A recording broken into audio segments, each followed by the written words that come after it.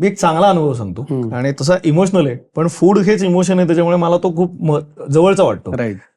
पण माझा एक मित्र आहे, त्याच्या आजोबांना डिमेन्शिया आहे, तर ते 95+ काहीतरी आहेत. तर त्याच्यामुळे आता त्यांना लक्षात राहत नाही की कोण काय कसं काय आहे. तर त्याच्यामुळे तो परदेशाहून आला आणि हे ट्विटरवरती त्यांनी टॅग केलं मला, म्हणून ही स्टोरी मला कळली. पण हा सोशल मीडियाचा इम्पॅक्ट.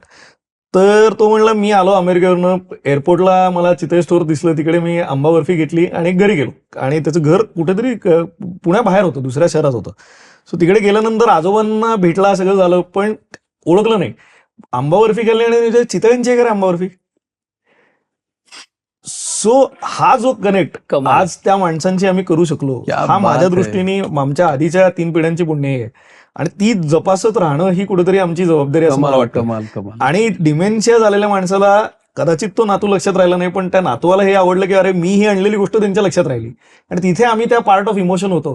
म्हणून कुठेतरी ते महत्वाचं आहे की तुम्ही इमोशन्सना व्हॅल्यू केलं पाहिजे.